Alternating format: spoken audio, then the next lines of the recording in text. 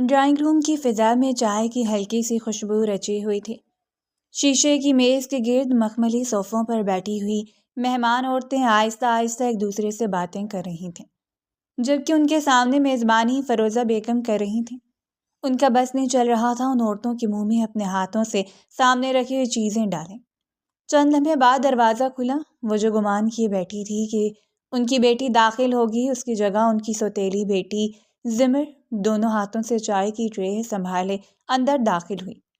سادہ سفید سوٹ، سر پر دوپٹہ ڈھنگ سے رکھا ہوا، نگاہیں نیچے، وہ پورے اعتماد کی بجائے ذمہ داری کے بوجھ کے ساتھ چل رہی تھی، لیکن دیکھنے میں بلا کی حسین، خوبصورت، گوری رنگت، معصوم چہرہ، اسے دیکھ کر کسی پری کا احساس ہوتا تھا۔ فیروزہ بیگم کی نظر اس پر پڑی تو ان کے چہرے کے تاثرات فوراً بدل گئے تھے۔ ان کا بس نہیں چل رہا تھا زمر کا ہاتھ پکڑ کر اس پہر گھر سے باہر نکالنے۔ کتنی دفعہ اس کو انہوں نے سمجھایا تھا کہ میری بچیوں کے رشتے کے وقت تو مہمانوں کے سامنے نہیں آؤ گی، مگر اس بار بھی ان کے لیے چائے لے کر حاضر ہو گئی تھی۔ ہونٹ بھنج گئے، ماتھے پر بل پڑ گئے تھے۔ مہمان عورتوں میں سے ایک نے کچھ کہنا چاہا، مگر اس سے پہلے ہی فیروزہ بیگم قدرے بلند آواز میں بول اٹھی، ارے نہیں، یہ وہ لڑکی نہیں ہے جسے میں آپ کو دکھانے والی ہوں۔ یہ تو میری سوتیلی بیٹی ہے، میری سوتن کی اولاد۔ وہ تو مر چکی ہے، میں نے ہی اس کی کفالت کی ہے۔ بھاگ کر آئی تھی اس کی ماں میرے شوہر کے ساتھ۔ زمر نے ایک لمحے کو سر اٹھایا۔ ان کے الفاظ اس کے دل پر ٹھیس پہنچا چکے تھے، مگر وہ ضبط کر گئی تھی۔ کسی کے چہرے پر نظریں ڈالنے کی ہمت تک نہیں ہوئی تھی۔ جانتی تھی اس حرکت کا بھی اسے ہرجانہ ادا کرنا ہوگا، اپنے جسم پر ان کی مار سہ کر۔ اس نے خاموشی سے میز پر چائے رکھی، کپوں کی ترتیب درست کی اور بغیر کچھ کہے کمرے سے باہر نکل گئی۔ اس کے قدم ہلکے تھے، مگر دل میں جیسے شور برپا تھا۔ جتنا جلدی ہو سکتا تھا وہ اس کمرے سے باہر آئی تھی۔ فیروزہ بیگم کلس کے رہ گئی تھی۔ انہوں نے واضح طور پر ان عورتوں کے چہرے پر چمک دیکھی تھی اور یہی بات ان کا دل خوفزدہ کر چکی تھی۔ چند لمحوں بعد دروازہ دوبارہ کھلا۔ تانیہ اندر داخل ہوئی، بھاری میک اپ، شوخ لباس اور خود اعتمادی سے بھری مسکراہٹ۔ اس نے بلند آواز میں سب کو سلام کیا اور آ کر فیروزہ بیگم کے برابر بیٹھ گئی۔ اس کے چہرے سے چالاکی صاف جھلک رہی تھی۔ مہمان عورت مسکراتے ہوئے بولی، وعلیکم السلام، یہ تانیہ ہے نا؟ فیروزہ بیگم نے فوراً اس بات میں سر ہلایا تھا اور خوشی سے اپنی بیٹی کے سر پر ہاتھ پھیرتے ہوئے بولی، جی یہی ہے میری بیٹی، بہت سلیقہ چار ہے، کوئی کمی نہیں ہے میری بیٹی میں۔ خدا کا دیا ہمارے پاس سب کچھ ہے، جہیز میں تول دوں گی اپنی بیٹی کو۔ میں نے اپنی بیٹی کو گھر کا ایک ایک کام سکھایا ہے، ہر سلیقہ میری بچی کو آتا ہے۔ جبکہ وہ دونوں عورتیں مسکرا کر اب آپس میں خسر پسر کرنے لگی تھیں۔ ان دونوں عورتوں کو آپس میں گفتگو کرتا دیکھ کر فیروزہ بیگم نے جھک کر سرگوشی کے انداز میں تانیہ کو گھورتے ہوئے کہا، تم نے اس کلموہی کو اندر کیوں بھیجا تھا؟ میں نے تمہیں کتنی بار سمجھا ہے، جو کام میں کہوں وہ خود کیا کرو، اسے بھیجنے کی کیا ضرورت تھی؟ مہمانوں کے سامنے وہ نہیں آنی چاہیے تھی، اب تم اپنی خیر ہی مناؤ۔ ان عورتوں کے چہرے پر میں نے واضح چمک دیکھی ہے، مجھے تو کچھ گڑبڑ ہی لگ رہی ہے۔ تانیہ نے ہونٹ سکیڑتے ہوئے آہستہ سے بولی، امی چائے ٹھنڈی ہو رہی تھی اور میں میک اپ کر رہی تھی، دیر ہو جاتی۔ آپ نے ہی تو کہا تھا نا کہ مجھے گورا بن کر آنا ہے، اسی لیے تیار ہونے میں تھوڑا وقت لگ گیا، اور آپ بھی کب سے چائے کی رٹ لگا رہی تھیں، اسی لیے میں نے اسے بولا کہ تم لے جاؤ۔ اب مجھے کیا پتا تھا کہ یہ بھی ایک فارمیلٹی ہوتی ہے کہ رشتہ دیکھنے والی آئی عورتوں کے سامنے دلہنی چائے لے کر آئے۔ فیروزہ بیگم نے ناک سکوڑ کر تنزیہ انداز میں کہا، یہ 2.5 کلو کا میک اپ جو تم نے منہ پر تھوپ رکھا ہے، اب زبان بھی چلا لو، انہیں چائے پینے کا کہو، تھوڑی خاطر مدارت کرو، مجھے لڑکا بہت پسند ہے، ہاتھ سے نہیں نکلنا چاہیے۔ ابھی تانیہ کچھ کہتی کہ مہمان عورت نے بات کا رخ موڑتے ہوئے نرمی سے کہا، بہن مجھے آپ سے ذرا ایک بات کرنی ہے، آپ برا نہیں ماننا، بہت آس کے ساتھ میں آپ کے پاس بیٹھی ہوں۔ فیروزہ بیگم فوراً آگے ہوئی، چہرے پر بناوٹی مسکراہٹ سجا لی تھی۔ ہاں حکم کریں، کیا بات ہے؟ آپ بس بولیں، میں آپ کی بات فوراً پوری کروں گی۔ چند لمحے کی خاموشی کے بعد وہ عورت بولی، برا نہیں مانیے گا، آپ کی یہ بیٹی بھی بہت پیاری ہے، لیکن جو بچی ابھی چائے دے کر گئی تھی اس کا کیا نام ہے؟ فیروزہ بیگم کے چہرے سے مسکراہٹ غائب ہو گئی تھی۔ جس بات کا انہیں ڈر تھا وہ حقیقت کا روپ دھار چکی تھی۔ وہ بے دلی سے بولی، زمر نام ہے، پڑھی لکھی بالکل نہیں ہے، میرے شوہر کو اس کا پڑھنا پسند نہیں تھا، دراصل اس کی ماں بھاگ کر میرے شوہر کے ساتھ آئی تھی، اسی لیے وہ ڈرتے ہیں کہ کہیں یہ بھی نہ بھاگ جائے، اور اس کے لچھن بھی کچھ ایسے ہی ہیں۔ مہمان عورت نے ایک دوسرے کی طرف دیکھا، پھر ہمت کر کے بولی، بات یہ نہیں ہے، ہم دراصل یہ کہنا چاہتے ہیں کہ ہمیں آپ کی وہی بیٹی پسند آئی ہے، زمر۔ تانیہ اچھی ہے، خدا اس کے نصیب اچھے کرے، مگر ہمارے بیٹے کے لیے ہمیں زمر مناسب لگتی ہے۔ یہ سنتے ہی فیروزہ بیگم اور تانیہ دونوں کے چہرے تن گئے تھے۔ فیروزہ بیگم غصے سے بولی، آپ کو میں نے تانیہ کے لیے بلایا تھا، اب آپ دوسری لڑکیوں پر نظر کیوں رکھ رہے ہیں؟ وہ عورت گھبرا کر بولی، ارے بہن، ہمارا وہ مطلب نہیں تھا، وہ بچی بہت سادہ ہے، ہمیں بس… فیروزہ بیگم کا لہجہ تیز ہو گیا تھا، اٹھو یہاں سے اور جاؤ، تم لوگوں کو عزت راست نہیں آتی، بٹھا کر چائے پلا رہی ہوں، عزت دے رہی ہوں، اور تمہاری آنکھیں میرے پورے گھر میں گھوم رہی ہیں، نکلو یہاں سے۔ دونوں مہمان عورتیں ہڑبڑا کر کھڑی ہوئیں، ایک دوسرے کو دیکھا اور خاموشی سے باہر نکل گئی تھیں۔ ڈرائنگ روم میں اچانک گہری خاموشی چھا گئی تھی، ایسی خاموشی جس میں زمر کی خاموش قسمت بھی کہیں سانس روکے کھڑی تھی، لیکن کوئی نہیں جانتا تھا کہ اس کی قسمت میں کیا لکھا ہے۔ دوسری جانب زمر کا کمرہ چھوٹا سا تھا مگر صاف ستھرا، کونے میں رکھا ہوا پرانا پلنگ، ایک طرف الماری جس کا دروازہ ذرا سا ٹیڑھا ہو چکا تھا، اور کھڑکی کے قریب زمر پر بچھی ہوئی دری جس پر وہ بیٹھی اپنے کپڑے طے کر رہی تھی۔ باہر ڈرائنگ روم کی آوازیں اب مدھم ہو چکی تھیں، مگر اس کے دل کی دھڑکن اب بھی بے ترتیب تھی۔ وہ اچھی طرح جانتی تھی جو حرکت تانیہ نے اسے کروائی ہے، اس کی قیمت اسے ادا کرنی ہی ہے۔ وہ اپنے آپ کو ہر چیز کے لیے تیار کیے بیٹھی تھی۔ وہ کپڑوں کی شکنیں سیدھی کرتے ہوئے بار بار اپنی آنکھوں کے کونے پونچھ رہی تھی، جیسے آنسوؤں کو کپڑوں کے ساتھ طے کرنے کی کوشش کر رہی ہو۔ اپنی ماں کے لیے وہ الفاظ اس کے سینے میں چبھ گئے تھے، اسے بہت تکلیف ہو رہی تھی، لیکن جانتی تھی فیروزہ بیگم کے سامنے نہ پہلے وہ کچھ بول پائی تھی اور نہ بولنے کی ہمت رکھتی تھی۔ چند لمحے بعد اچانک دروازہ زور سے کھلا، لکڑی کے دروازے کے چرچرانے کی آواز نے اسے چونکا دیا تھا۔ اس نے سر اٹھا کر اسے دیکھا تو سامنے فیروزہ بیگم کھڑی تھی، چہرہ غصے سے سرخ، آنکھوں میں نفرت بھری ہوئی تھی۔ زمر گھبرا کر فوراً اپنی جگہ سے کھڑی ہو گئی تھی، کپڑے اس کے ہاتھوں سے پھسل کر زمین پر گر گئے تھے۔ وہ کچھ کہتی اس سے پہلے ہی وہ دھاڑی، تمہاری ہمت کیسی ہوئی؟ فیروزہ بیگم نے قدم آگے بڑھتے اس کے چہرے پر زوردار تھپڑ مارا تھا۔ تھپڑ کی آواز پورے کمرے میں گونجی تھی۔ زمر کا سر ایک طرف کو جھک گیا تھا، کانوں میں سنسناہٹ دوڑ گئی تھی۔ وہ کچھ سمجھ پاتی اس سے پہلے ہی فیروزہ بیگم نے اس کے بال مٹھی میں جکڑ لیا اور سختی سے جھنجھوڑنے لگی تھی۔ وہ بلند آواز میں بولی، کس کی اجازت سے تم مہمانوں کے سامنے آئی تھی؟ میں نے تمہیں پچھلی دفعہ بھی اچھی طرح سمجھا دیا تھا نا کہ تمہیں ان کے سامنے آنے کی قطعی ضرورت نہیں ہے۔ تمہیں اپنا آپ اتنا زیادہ لوگوں کے سامنے نمایاں کرنے کا شوق ہے کہ میرے منع کرنے کے باوجود ان کے آگے آ رہی ہو تاکہ تمہیں پسند کر کے وہ لے جائے۔ اتنی شادی کی آگ لگی ہوئی ہے تمہیں؟ زمر کے ہاتھ بے اختیار اس کی کلائیوں پر گئے۔ امی چھوڑ دے، درد ہو رہا ہے۔ اس کی آواز لرز رہی تھی، وہ کتنا ہی خود کو مارنے کے لیے تیار کر لے مگر تھی نازک سی، اس کو تکلیف حد سے زیادہ ہو رہی تھی۔ درد؟ فیروزہ بیگم طنزیہ ہنسی، میری بیٹیوں کا درد تمہیں نظر نہیں آتا؟ تم کیوں میری بیٹیوں کی زندگی میں عذاب بن گئی ہو؟ تمہاری وجہ سے میری دونوں بیٹیوں کے رشتے نہیں ہو رہے، صرف تمہاری وجہ سے۔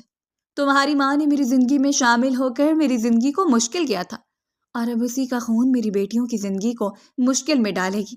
میں ایسا ہرگز نہیں ہونے دوں گی، تمہیں برباد کر دوں گی، سمجھ آئی؟ زمر نے روتے ہوئے سر ہلایا۔ امی، مجھے تانیہ باجی نے کہا تھا چائے لے جانے کو، میں نے منع بھی کیا تھا لیکن وہ ضد کر رہی تھی۔ میرا اس میں کوئی قصور نہیں ہے، خدا کی قسم۔ اگر آپ کو یقین نہیں ہے تو آپ ان سے پوچھ لیں، میں بے قصور ہوں، میں نے کچھ نہیں کیا۔ اس کی بات مکمل ہونے سے پہلے ہی فیروزہ بیگم نے اس کی پیٹھ پر ایک زوردار تھپڑ مارا۔ چپ، تمہاری زبان بہت چلنے لگی ہے، تمہارا بندوبست تو اب میں خوب کروں گی، بس بہت ہو گیا ہے، تمہارا دماغ اب درست کرنا ہی پڑے گا۔ زمر لڑکھڑا کر پیچھے ہٹی، آنکھوں سے آنسو بہہ نکلے تھے۔ وہ ایک بار پھر لڑکتی ہوئی آواز میں بولی، میرا یقین کریں، میں نے جان بوجھ کر کچھ نہیں کیا تھا، میرا ایسا کوئی ارادہ نہیں ہے۔ تانیہ باجی میری بڑی بہن ہے، میں ان کا رشتہ کیوں خراب کرنا چاہوں گی؟ مجھے خوشی ہوگی اگر ان کی شادی ہو جائے، یہ سب انجانے میں ہوا ہے۔ وہ مزید کچھ کہتی اس سے پہلے ہی وہ بولی، جان بوجھ کر یا بے جان بوجھ کر، نقصان تو تم ہی پہنچا رہی ہو۔ اور اب میں مزید تمہیں نقصان پہنچانے نہیں دوں گی، چاہے کچھ بھی ہو جائے۔ فیروزہ بیگم نے انگلی اس کے چہرے کے قریب لا کر کہا، میری بیٹیاں بھی خوبصورت ہیں، ایک تم ہی خوبصورت نہیں ہو۔ مجھے تو تم کہیں سے خوبصورت نہیں لگتی، بلکہ بدصورت ہو، بہت بدصورت۔ پتہ نہیں کیا سوچ کر لوگ تم میں خوبصورتی دیکھ رہے ہیں۔ گورا رنگ خوبصورتی نہیں ہوتی، انسان کے چہرے پر کشش بھی ہونی چاہیے، جو تمہارے چہرے میں بالکل نہیں ہے۔ یہ الفاظ زمر کے دل میں تیر کی طرح پیوست ہو گئے۔ وہ خاموش ہو گئی، بس آنسو بہتے رہے۔ وہ جانتی تھی یہ سب حسد میں بولا جا رہا ہے، لیکن پھر بھی اس کے لیے سننا بہت اذیت ناک تھا۔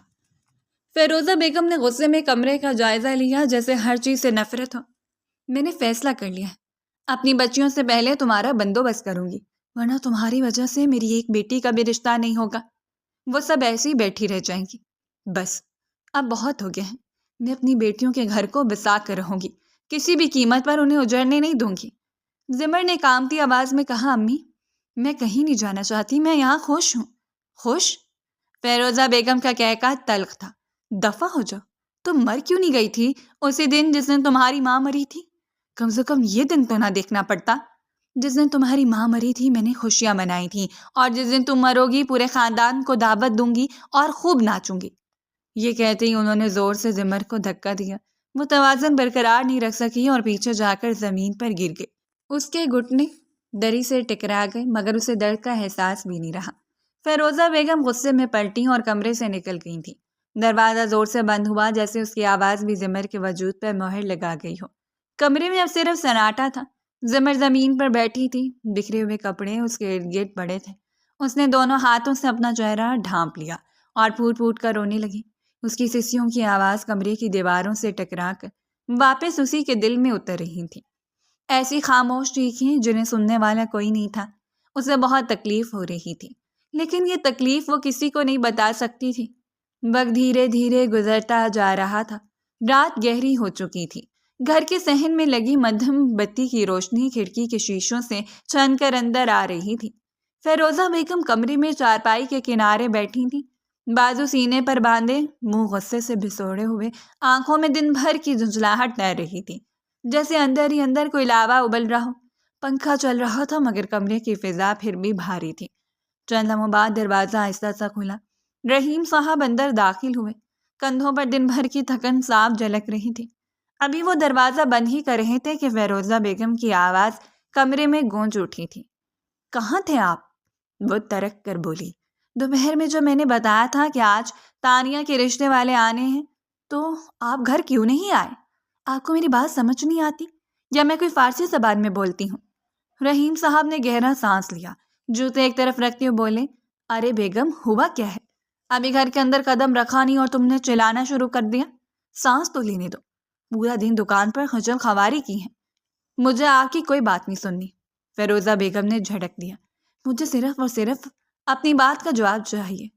جب میں نے آپ سے کہا تھا کہ آج تانیہ کے رشتے والے آ رہے ہیں تو آپ کیوں نہیں آئے؟ رحیم صاحب چارپائی کے پاس رک کر بولے، اچھا یہ بتاؤ ہوا کیا ہے؟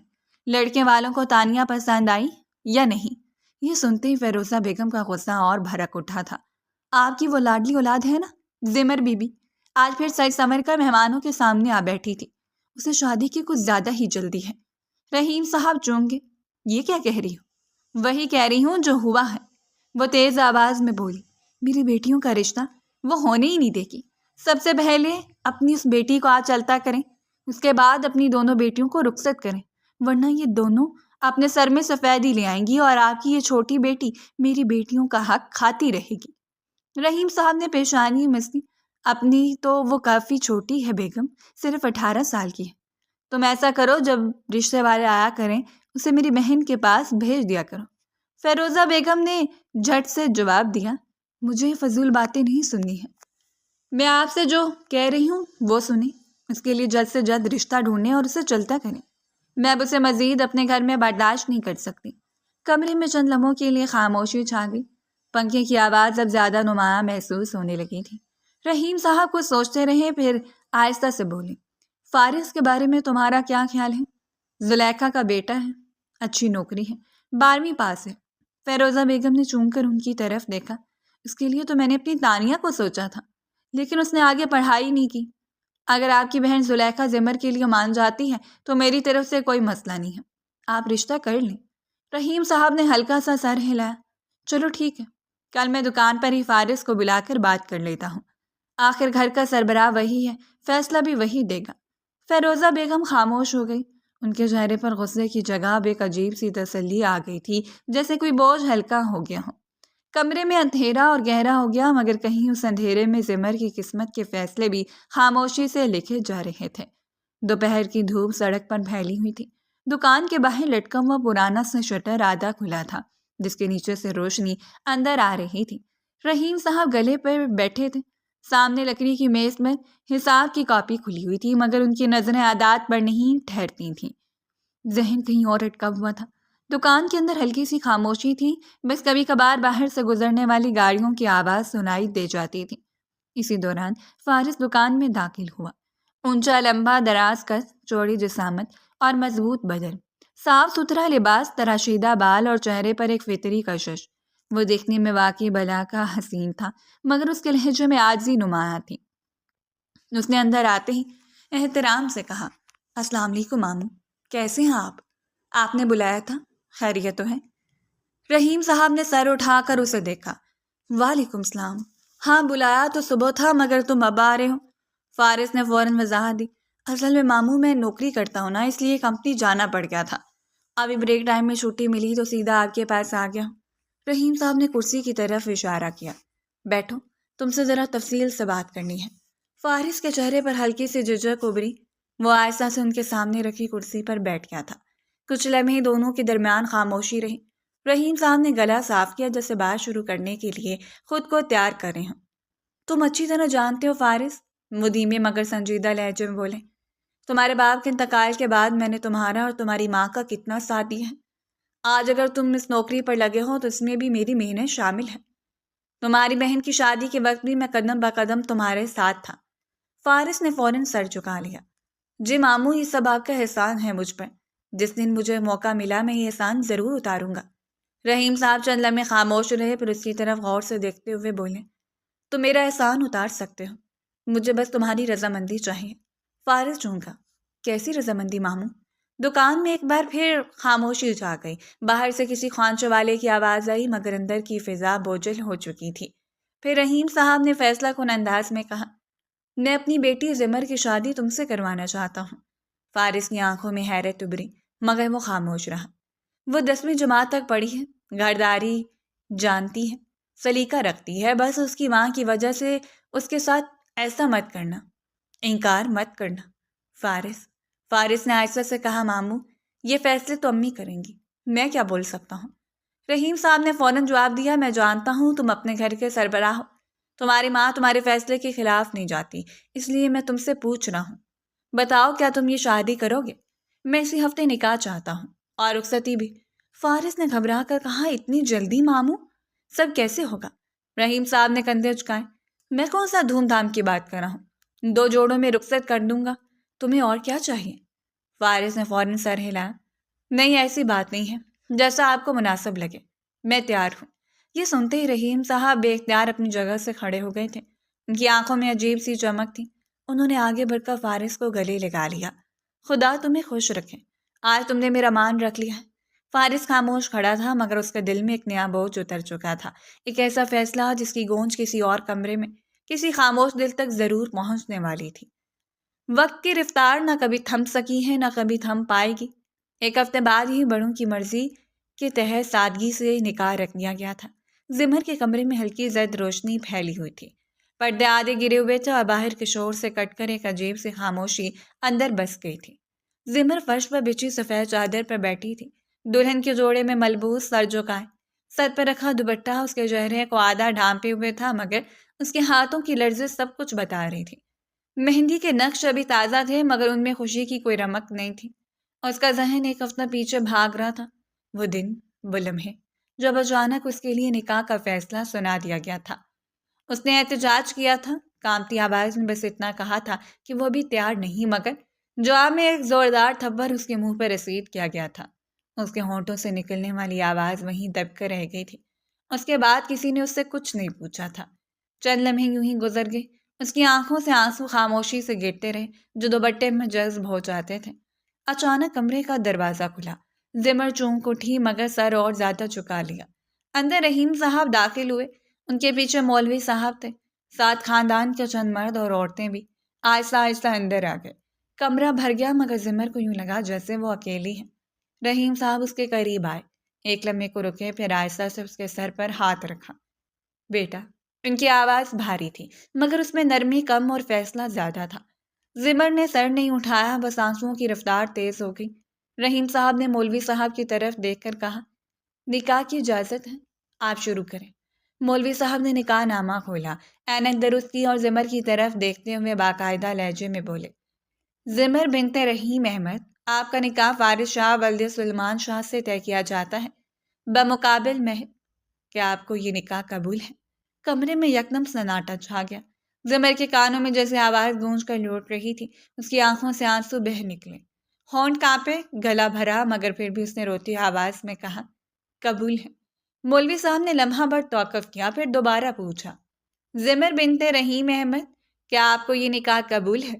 اس بار اس کے آنسو رخساروں پر بہنے لگے۔ دل چاہا کہ چیخ کے کہیں نہیں، مگر الفاظ اس کے اختیار میں نہیں تھے۔ قبول ہے۔ آواز پہلے سے زیادہ لرزتی ہوئی تھی۔ تیسری بار سوال دہرایا گیا کہ آپ کو یہ نکاح قبول ہے؟ زمر نے آنکھیں بند کر لیں جیسے خود کو ٹوٹنے سے بچا رہی ہوں۔ قبول ہے۔ یہ لفظ اس کے لیے بوجھ بن گیا تھا۔ مولوی صاحب نے نکاح نامہ آگے بڑھایا۔ زمر کے ہاتھ میں قلم تھمایا گیا۔ اس نے کپاتے ہاتھوں سے دستخط کیے۔ سیاہی کاغذ پر پھیل گئی تھی جیسے اس کی تقدیر پر ثبت ہو گئی ہو۔ وہ لوگ اب باہر ہال کی طرف بڑھ گئے تھے۔ ہال میں ماحول مختلف تھا۔ وہاں فارس اپنی ماں کے ساتھ ایک طرف بیٹھا تھا، سفید لباس میں ملبوس، سنجیدہ، خاموش۔ اس کے چہرے پر نہ خوشی تھی نہ ہی بے چینی، بس ایک ٹھہرا ہوا وقار تھا۔ مولوی صاحب اس کے قریب آئے، نکاح نامہ سامنے رکھا اور اسی ترتیب سے سوال کیا، فارس شاہ ولد سلیمان شاہ، کیا آپ کو یہ نکاح قبول ہے؟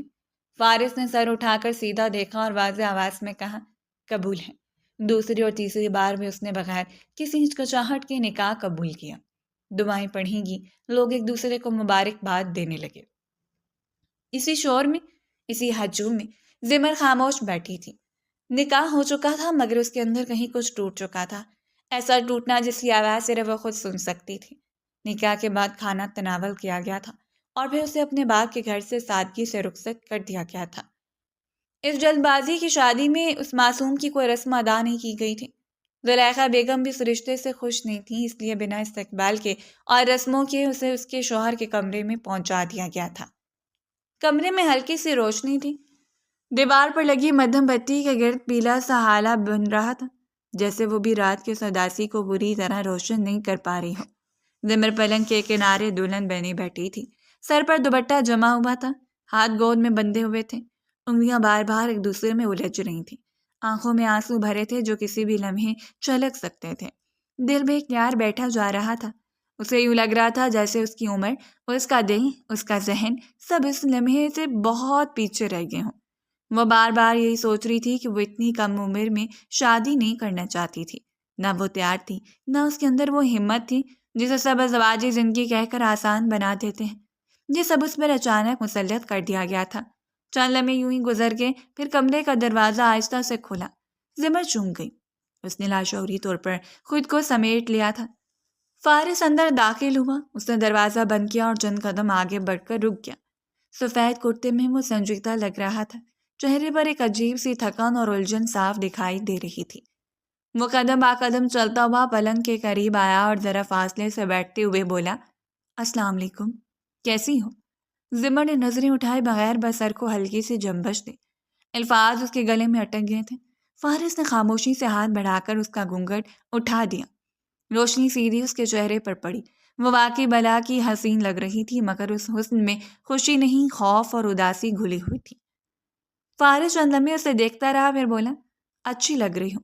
وہ ذرا رکا، جیسے الفاظ چن رہا ہو، میں جانتا ہوں تمہارا دماغ میں اس وقت ہزار طرح کے خیالات ہوں گے، سب کچھ بہت اچانک ہو گیا، تمہارے ساتھ جلد بازی کی گئی، مگر دیکھو یہ سب نصیب کے کھیل ہوتے ہیں، کب کس کے صحرے کا پھول کھل جائے کسی کو علم نہیں ہوتا۔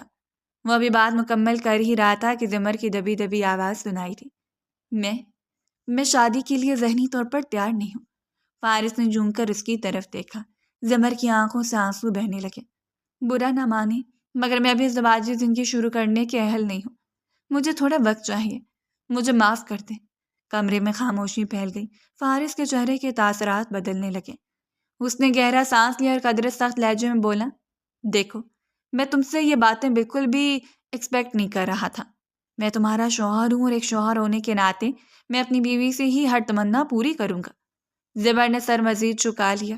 وہ بولتا گیا، تمہاری جگہ کوئی اور ہوتی تو وہ مجھے مکمل حق زوجیت دے چکی ہوتی. بہتر یہی ہے کہ تم خاموشی سے میرا حق دے دو.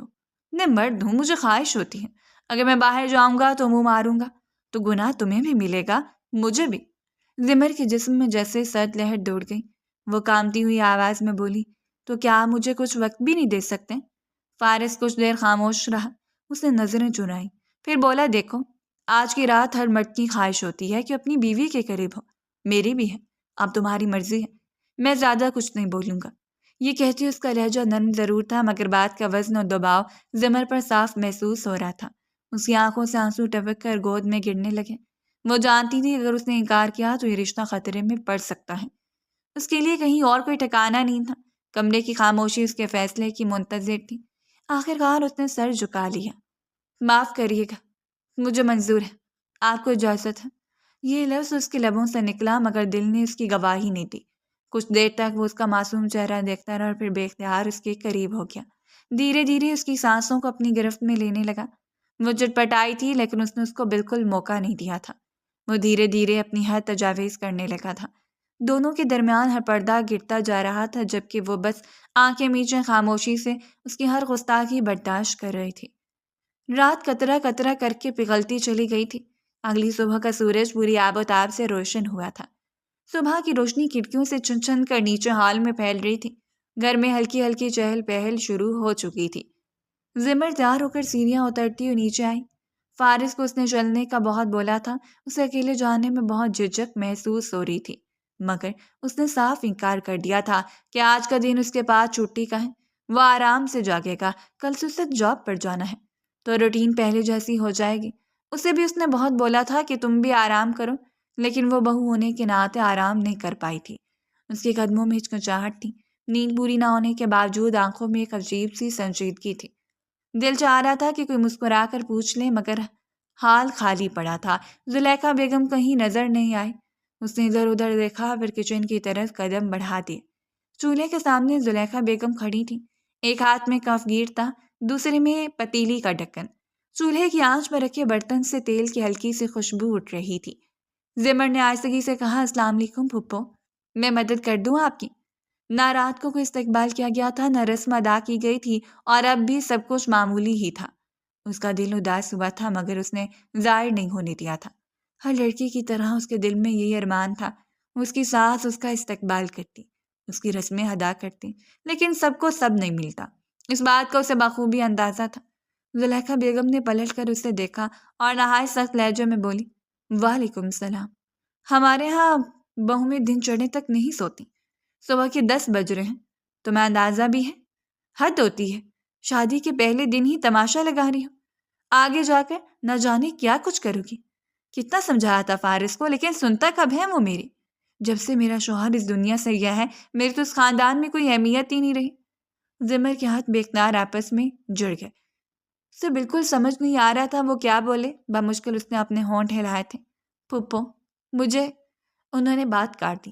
خیال رکھنا آئندہ میرے سسرال میں ان باتوں کو بہت برا سمجھا جاتا ہے. کتنے مہمان آ جا چکے ہیں اور تمہیں کوئی ہوش ہی نہیں ہے کہ گھر میں کیا ہو رہا ہے. تو میرے خاندان سے آئی ہو اسی لیے ہر چیز کا احترام کرنا. اگر تمہاری وجہ سے مجھے باتیں سننے کو ملی، میں سچ بتا رہی ہوں زمر، مجھ سے برا کوئی نہیں ہوگا. میں تمہیں سچ کی سانس بن کے دکھا دوں گی. زمر نے نظریں جھکا لیں. پھپھو فارس مجھے اٹھنے نہیں دے رہے تھے. میں نے کئی دفعہ کہا تھا مگر وہ کہتے رہے ابھی سوتی رہو. زلیخا بیگم نے چمچ برتن میں رکھ دیا. چولہے کی آنچ ہلکی کی اور سنجیدگی سے بولی، ادھر آ، مجھے تم سے کچھ بات کرنی ہے.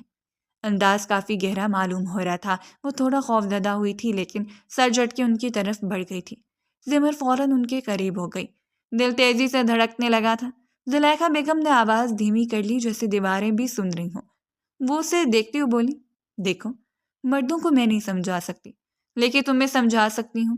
زمر نے چونک کر ان کی طرف دیکھا. مجھے اتنی جلدی کسی بچے کی کوئی چاہ نہیں ہے، وہ صاف لفظوں میں بولی۔ اب بھی بچہ نہیں آنا چاہیے، تمہیں اپنے شوہر سے تھوڑے فاصلے پر رہنا ہوگا۔ زمر کے چہرے پر الجھن پھیل گئی تھی۔ پھپھو، میں آپ کی بات سمجھ نہیں پا رہی، آپ کہنا کیا چاہتی ہیں؟ زلیخا بیگم نے گہری سانس لی۔ اس میں سمجھنے یا نہ سمجھنے کی کوئی بات نہیں ہے، بات بالکل سیدھی اور سادہ ہے، تمہیں اب احتیاط کرنی ہوگی۔ زمر خاموش کھڑی رہی۔ جب تمہارا شوہر تمہارے قریب آئے تو اسے صاف کہو احتیاط کریں۔ آج ان کا لہجہ حکم دینے والا تھا۔ اگر بچہ اتنی جلدی آ گیا تو گھر کا نظام کیسے چلے گا؟ ابھی میں نے اپنی بیٹی کی شادی کی ہے، اس کا لین دین، اس کے اخراجات، سب کچھ میرے ذمہ ہے۔ زمر کے کانوں میں جیسے آوازیں گونجنے لگی تھیں۔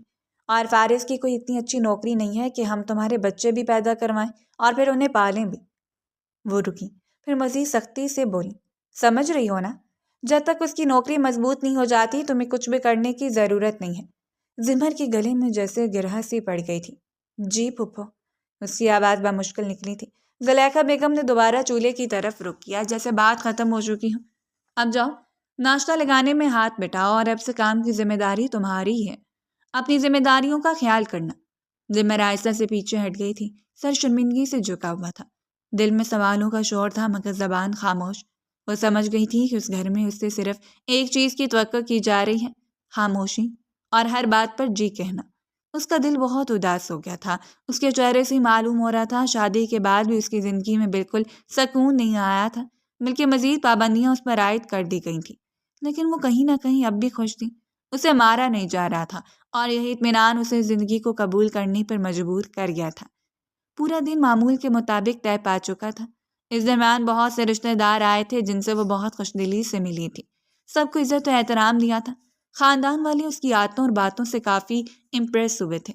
کمرے میں ہلکی نیلی روشنی پھیلی ہوئی تھی، پردے آدھے گرے ہوئے تھے اور باہر کی خاموش رات اندر اتر رہی تھی۔ زمر ڈریسنگ ٹیبل کے سامنے بیٹھی اپنے ہاتھوں پر لوشن لگا رہی تھی، انگلیوں کی حرکت سست تھی جیسے ہر لمس کے ساتھ وہ خود کو سنبھالنے کی کوشش کر رہی ہو۔ شیشے میں اپنا عکس دیکھتے ہوئے اس کی نظریں بار بار جھک جاتی، دل میں ایک انجانا خوف تھا جو لفظوں میں ڈھلنے سے پہلے ہی سانس روک لیتا تھا۔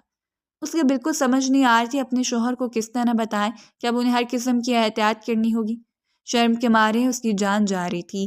ایک 18 سالہ لڑکی جسے ابھی اپنی زندگی کا صحیح طریقے سے ہوش نہیں تھا، اس کی شادی کروائی گئی تھی اور اسے یہ امید کی جا رہی تھی کہ وہ ہر چیز میں سمجھداری دکھائے۔ یہ کہاں کا اصول تھا؟ پیچھے بیڈ پہ فارس ٹیک لگا کر بیٹھا تھا، اس کی نگاہیں زمر کے ہر حرکت پر تھیں۔ لوشن کی بوتل اٹھانا، ہاتھوں کو ملنا، کلائیوں پر رگڑ، سب کچھ۔ چند لمحے گزر گئے مگر فارغ ہونے کا نام نہیں لے رہی تھی۔ آخر کار وہ بے اختیار بول اٹھا، بستر پر آنے کا ارادہ ہے یا نہیں؟ کب سے دیکھ رہا ہوں تمہارے کام ختم ہونے کا نام ہی نہیں لے رہے۔ شوہر کو کوئی ہوش ہے تمہیں؟ لہجہ سخت تھا، آواز میں بے صبری تھی۔ زمر چونک گئی، اس نے فوراً بوتل بند کی اور کھڑی ہو گئی۔ دل زور سے دھڑکنے لگا تھا۔ وہ گھڑی آ گئی تھی جس سے وہ کافی دیر سے بچنے کی کوششوں میں لگی ہوئی تھی، مگر اب اسے کوئی راستہ نظر نہیں آ رہا تھا۔ اس کی جانب دیکھتے ہوئے بولی، مجھے آپ سے کچھ بات کرنی تھی۔ لہجے میں گھبراہٹ نمایاں تھی۔ فارس نے سر ہاں میں ہلایا مگر چہرے پر کوئی نرمی نہ آئی تھی۔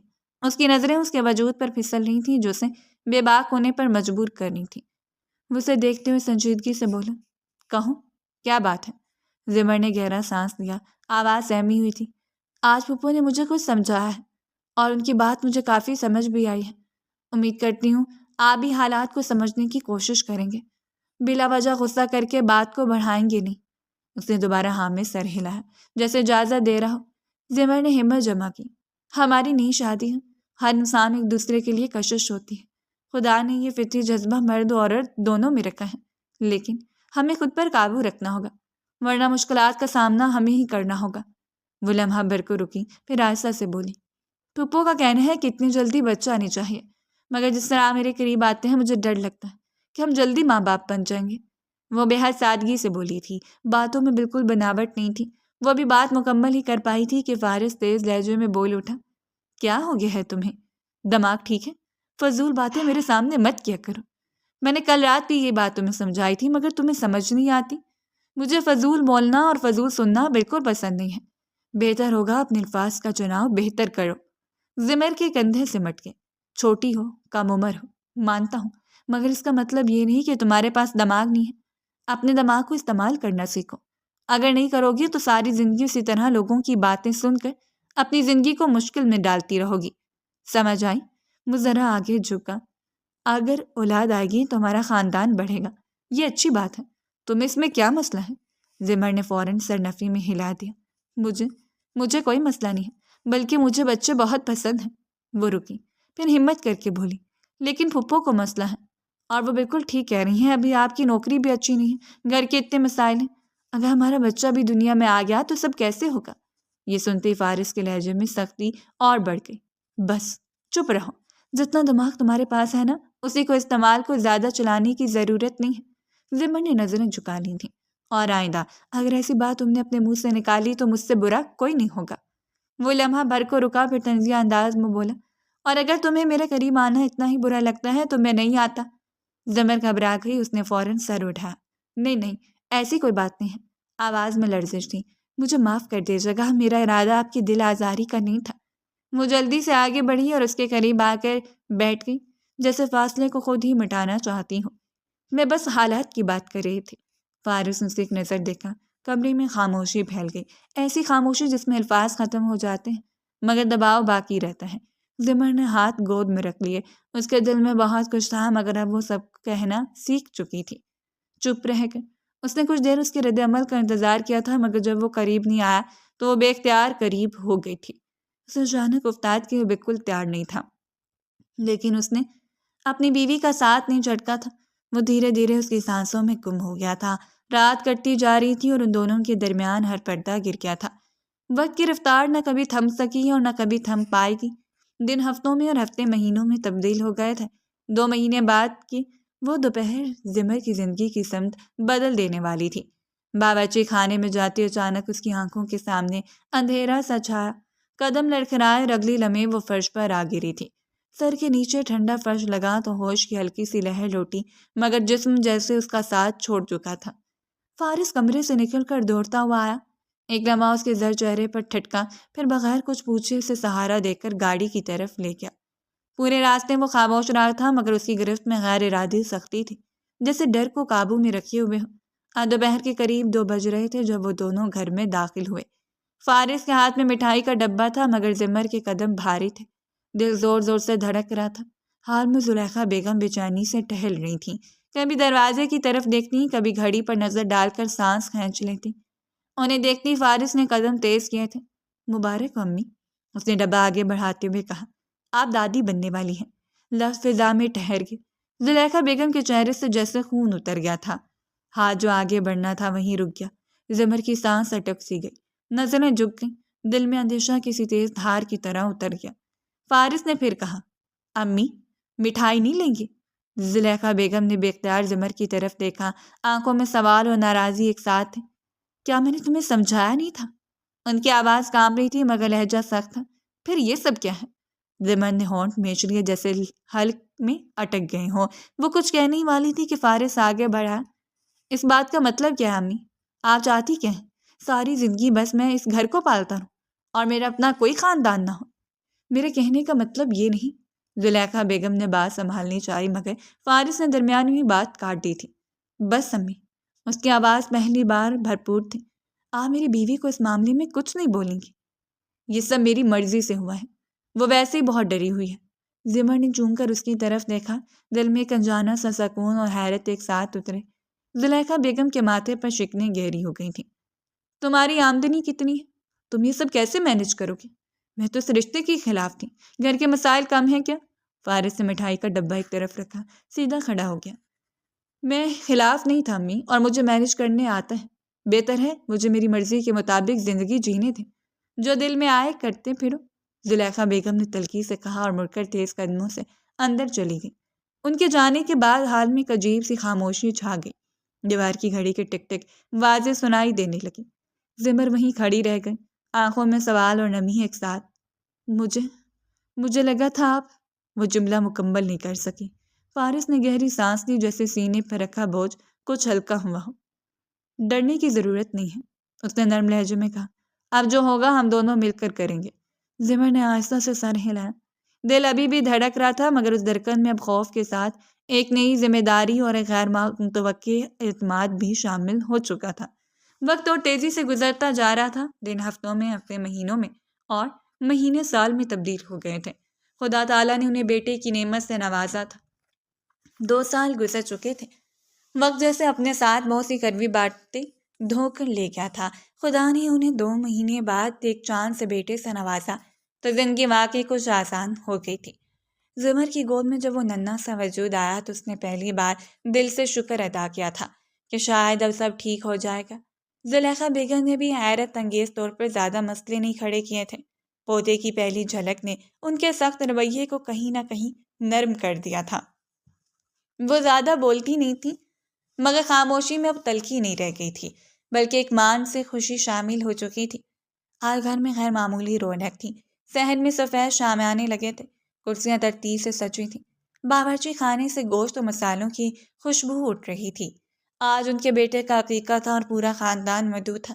زمر ہلکے رنگ کے سوٹ میں اپنے بیٹے کو گود میں لیے کھڑی تھی، چہرے پر اطمینان صاف جھلک رہا تھا۔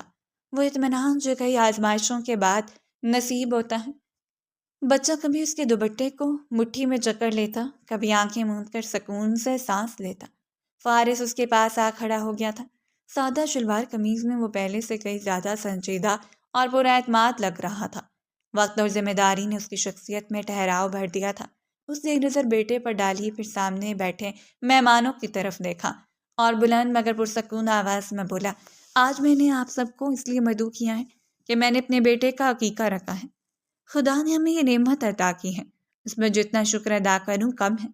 لوگوں نے مسکرا کر سر ہلایا۔ فارس نے لمحہ بھر توقف کیا، پھر دوبارہ بولا، اس کے علاوہ میں آپ سب کو ایک خوشخبری بھی دینا چاہتا ہوں۔ مجمع ذرا متوجہ ہوا۔ سامنے ایک طرف تانیہ، عائشہ اور فیروزہ بیگم ایک ساتھ بیٹھی تھیں۔ تینوں ماں بیٹیاں تھیں۔ دونوں بیٹیوں کی ابھی تک شادی نہیں ہوئی تھی۔ فیروزہ بیگم کا چہرہ اس میں معمول سنجیدہ تھا، مگر آنکھیں تیز تھیں۔ ایک طرف رحیم صاحب کھڑے تھے، خاموشی سے سب دیکھ رہے تھے۔ میں اپنی جاب کے ساتھ ساتھ پڑھائی بھی کرتا رہا تھا، فارس نے بات جاری رکھی۔ میں نے CSS کا امتحان دیا تھا اور خدا کے فضل سے میں پاس ہو گیا ہوں۔ اب کمشنر کے عہدے پر فائز ہو چکا ہوں۔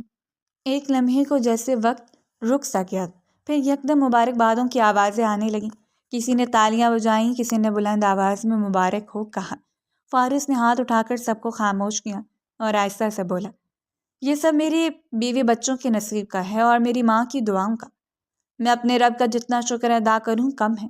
خدا نے مجھے ایک بہت اچھی عورت سے نوازا جس نے میرے برے وقت میں میرا ساتھ دیا، مجھے سمجھا۔ زمر نے مسکرا کر اس کی طرف دیکھا۔ آنکھوں میں نمی تھی، مگر وہ نمی فخر کی تھی۔ وہ کچھ نہیں بولی، بس بیٹے کو ذرا سا سنبھالا اور نظریں جگا لیں۔ ادھر تانیہ، عائشہ اور فیروزہ بیگم پر جیسے سکتہ طاری ہو گیا تھا۔ تینوں کی حالت ایسی تھی جیسے سام سونگ گیا ہو، نہ چہرے پر مسکراہٹ، نہ آنکھوں میں حرکت۔ وہ اس کا برا کر کے بھی برا نہیں کر پائی تھی۔ رحیم صاحب آگے بڑھے، فارس کو گلے لگایا اور بولے، مبارک ہو بیٹا، تم نے ہمارا سر فخر سے بلند کر دیا ہے۔ اس کے بعد خاندان کے دوسرے لوگ بھی آگے آنے لگے۔ کوئی فارس کو مبارکباد دے رہا تھا، کوئی زمر کے پاس آ کر اس کے بیٹے کو دیکھ رہا تھا۔ بہت خوبصورت ہے، ایک خاتون نے کہا، اللہ اسے لمبی عمر دے۔ دوسری نے دعا دی تھی۔ زمر سب کی باتوں کا جواب مسکراہٹ سے دے رہی تھی، مگر دل کے اندر ایک عجیب سی خاموش خوشی تھی۔ اس نے کبھی نہیں سوچا تھا کہ وہ دن بھی آئے گا جب سب کچھ اس طرح بدل جائے گا۔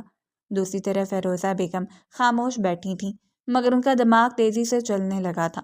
نظریں کبھی فارس پر جاتی، کبھی زمر پر، اور کبھی اس بچے پر جو اس پورے منظر کا مرکز تھا۔ حالات نے کروٹ لے لی تھی اور اب انہیں بھی نئے حساب سے سوچنا تھا۔ وقت دھیرے دھیرے گزرتا جا رہا تھا۔ 2 دن خاموشی سے بیت گئے تھے۔ آج معمول کا دن تھا۔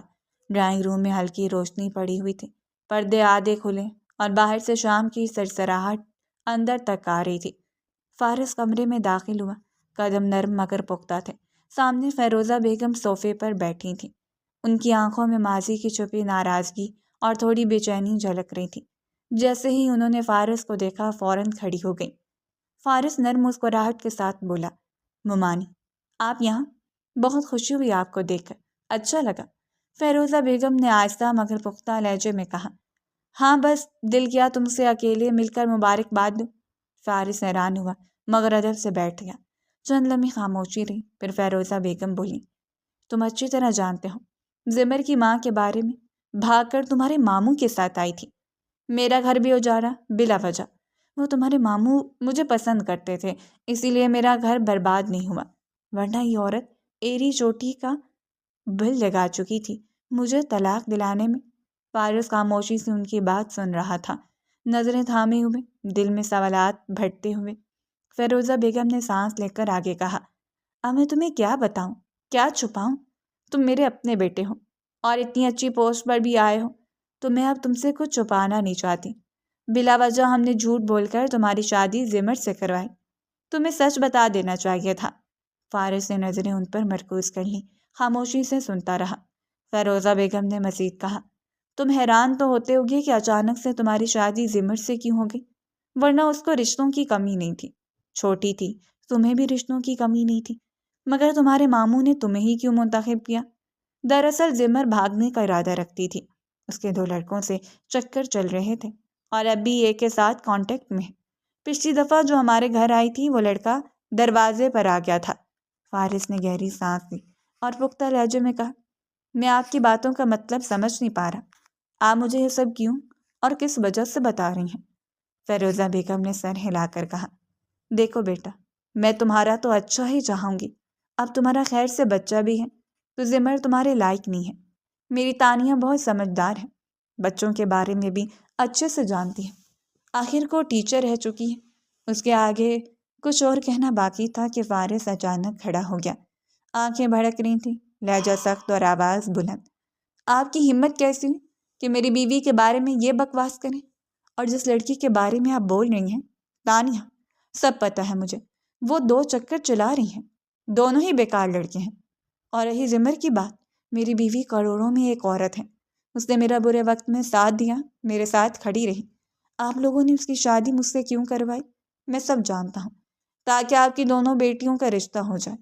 وارث کی آواز میں غصہ اور حوصلے کا امتزاج تھا، وہ پیچھے ہٹے بغیر بولتا رہا، اب سے آپ کو میرے گھر آنے کی کوئی ضرورت نہیں ہے، آپ کی صرف اور صرف اس لیے عزت کرتا تھا کہ آپ میرے ماموں کی بیوی ہیں، لیکن جو اب بات آپ نے کی وہ سن کر وہ عزت بھی گئی، نکلیں یہاں سے، میرے گھر سے۔ فیروزہ بیگم بولی، میں تو بس تمہارا بھلا چاہ رہی تھی، لیکن تم بہت بدتمیز ہو۔ وہ غصے میں پیچھے ہٹی، سر جھٹکا کر کمرے سے باہر نکل گئی تھی۔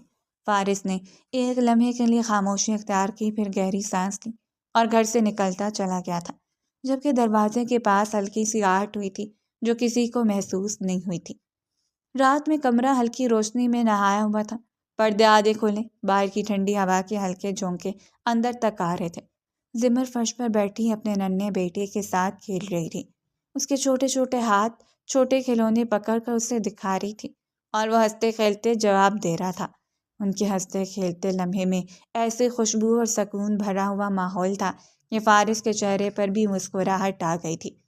وہ خاموش قدموں سے قریب آیا اور ان کے پاس بیٹھ گیا، پہلے بیٹے کے ماتھے پر پیار سے بوسہ دیا، پھر زمر کے۔ وہ دونوں اس کی قربت میں سکون محسوس کر رہے تھے۔ تھوڑی دیر بعد وہ اٹھ کر واش روم جانے لگا، مگر زمر نے بے اختیار اس کا ہاتھ تھام لیا۔ فارس نے اسے سوالیہ نظروں سے دیکھا، مگر زمر نرم لہجے میں بولی، تھوڑی سی بات ہو سکتی ہے آپ سے؟ اس نے سر ہاں میں ہلایا اور دوبارہ بیٹھ گیا۔ زمر کی آنکھوں میں روشنی اور لبوں پر ہلکی مسکراہٹ تھی، مگر دل کی گہرائی میں جو الفاظ چھپے تھے وہ باہر نکلنے کے لیے بے چین تھے۔ آج جو باتیں ڈرائنگ روم میں ہوئی تھیں وہ میں نے بھی سنی تھی، زمر نے آہستہ سے کہا، اس کی آواز میں حیرت اور خوشی کا امتزاج تھا۔ فارس نے اسے غور سے دیکھا، چہرے پر سنجیدگی مگر آنکھوں میں نرمی اور پیار کی جھلک تھی۔ زمر نے آگے بڑھتے ہوئے کہا، مجھے یقین نہیں آ رہا کہ قدرت میرے ساتھ اتنا بڑا انصاف کر سکتی ہے۔ کبھی سوچتی تھی کہ مجھے بہت ظالم شوہر ملا ہے جو میری قدر ہی نہیں کرتا، مجھ سے پیار ہی نہیں کرتا، محبت کے 2 بول ہی نہیں بولتا، لیکن میں جانتی نہیں تھی کہ مجھے اتنا اچھا آدمی ملا ہے کہ میرے خلاف بری باتوں کا یقین نہیں کرتا، وہ مجھ پر اتنا بھروسہ کرتا ہے کہ میں تو دنیا کی سب سے خوش نصیب عورت ہوں کہ میرا شوہر کان کا کچا نہیں ہے۔ فارس نے آہستہ سے مسکراتے ہوئے کہا، تمہارے بارے میں تم سے زیادہ جانتا ہوں، تم کب اٹھتی ہو، کیا کھاتی ہو، کب ہنستی ہو، کب روتی ہو، تمہارے ماضی میں کیا کچھ چھپا ہے، تمہاری شادی مجھ سے کیوں کروائی گئی، مجھے سب پتہ ہے۔ میں فارغ شاہ ہوں جس نے اپنی کم عمری میں ہی اسٹرگل کرنا شروع کی تھی۔ میں اپنی بیوی کے بارے میں نہیں جانوں گا جو میرے لیے اتنا کچھ کرتی ہیں، میرا اتنا خیال رکھتی ہیں۔ ہاں، میں اپنے جذبات بیان نہیں کر پاتا کیونکہ مجھ میں یہ اہلیت نہیں ہے، لیکن میں تم سے بہت پیار کرتا ہوں۔ تم اتنی سی محبت کرتا ہوں کہ میں لفظوں میں بیان نہیں کر سکتا۔ زمر کی آنکھوں میں آنسو آ گئے تھے، مگر اس بار یہ خوشی اور اطمینان کے آنسو تھے۔ وہ روتے ہوئے بولی، میں بھی آپ سے بہت پیار کرتی ہوں، اتنی محبت کہ میں بھی لفظوں میں بیان نہیں کر سکتی، اور آج جو آپ نے میرے لیے کیا ہے وہ میں مرتے دم تک نہیں بھولوں گی۔ بہت شکریہ، آج آپ نے میرا بہت مان بڑھایا ہے۔ یہ کہتے ہوئے روتے ہوئے اس کے سینے سے لگ گئی۔ فارس نے بھی اسے اپنے بازو میں بھر لیا، اس کے کندھوں پر سر رکھا اور دل کی گہرائی سے اسے گلے لگا لیا۔ وہ لمحہ جیسے وقت کی تمام بوجھ سے آزاد تھا، صرف محبت، اعتماد اور سکون باقی تھا۔ کمرے کی روشنی نرم تھی، بچے کی ہنسی ہوا میں گونج رہی تھی، اور دونوں میاں بیوی ایک دوسرے کی قربت میں دنیا کی ہر فکر سے آزاد تھے۔ کچھ دیر وہ یوں بیٹھے رہے، آنکھوں میں خوشی اور دل میں سکون کے ساتھ۔ ہر لفظ کی ضرورت ختم ہو گئی تھی، ہر خیال اپنے مقام پر ٹھہر گیا تھا۔ یہ لمحہ، یہ سکون، یہ محبت، یہی ان کی زندگی کا سب سے قیمتی سبق تھا۔ ایک دوسرے پر بھروسہ، صبر اور وفاداری کی طاقت ہی اصل خوشی ہے۔ زمر کے سر پر ہلکی سی چھاؤں اور فارس کی مسکراہٹ نے یہ ثابت کر دیا کہ محبت کبھی ختم نہیں ہوتی، بس وقت اور سمجھ بوجھ کی ضرورت ہوتی ہے۔ بچے کی ہنسی، نرم روشنی اور دونوں کی قربت، یہ تمام مناظر ایک مکمل، سبق آموز اور خوشگوار اختتام کی تصویر پیش کر رہے تھے، جہاں محبت اور اعتماد کی جڑیں مضبوط ہو چکی تھیں، اور زندگی کے آنے والے دن بھی انہی جذبات کے سائے تلے سنوارے جانے والے تھے۔